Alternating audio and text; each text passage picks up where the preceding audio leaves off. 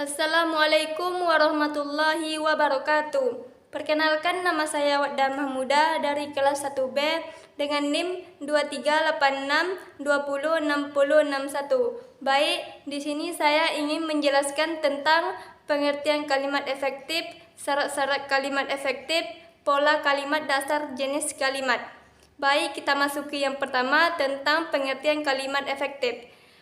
Kalimat efektif adalah kalimat menyampaikan pesan, gagasan, ide, dan pendapat penulis secara tepat, sehingga dapat dipahami dengan baik oleh pembaca. Contohnya, saat ini Jakarta adalah merupakan ibu kota Indonesia. Kedua, syarat-syarat kalimat efektif.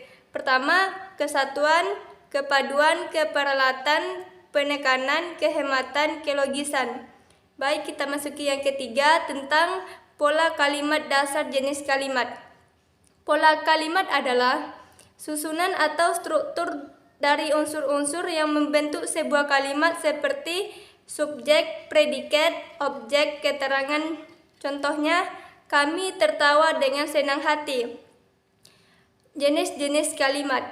Pertama, kalimat simpleks. Kedua, kompleks. Tiga, majemuk. Empat, majemuk campuran.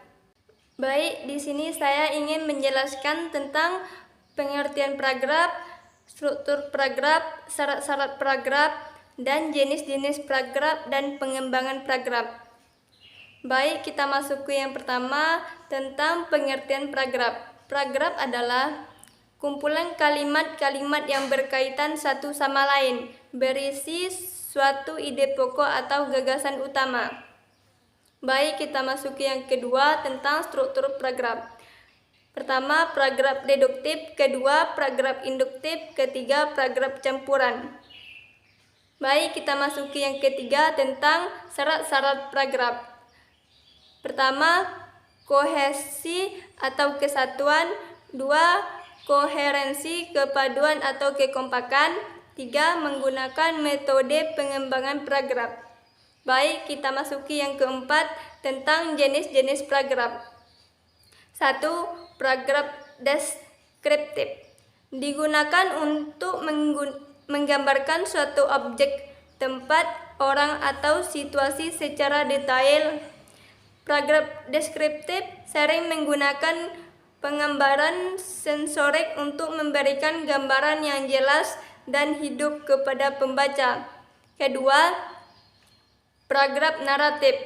Paragraf naratif digunakan untuk menceritakan suatu kejadian atau cerita secara kronologis. Paragraf naratif berfokus pada pengembangan plot, karakter, dan konflik dalam cerita. Ketiga, paragraf eksposisi. Paragraf eksposisi digunakan untuk menjelaskan, menguraikan, atau memberikan informasi tentang suatu konsep, teori, atau fakta. Paragraf eksposisi berfokus pada penyajian data, argumen, atau penjelasan yang mendukung gagasan utama. Keempat, paragraf persuasif. Paragraf persuasif digunakan untuk meyakinkan pembaca atau audiensi tentang suatu pendapat atau argumen tertentu. Kelima, paragraf perbandingan dan kontras. Digunakan untuk membandingkan atau kontraskan dua atau lebih hal, ide atau konsep. Paragraf ini sering digunakan kata perbandingan seperti sama, seperti, berbeda dari, sebaliknya, dan sejenisnya. Demikianlah yang dapat saya sampaikan. Apabila ada kesalahan, saya mohon maaf. Billahi taufiq wal hidayah. Assalamualaikum warahmatullahi wabarakatuh.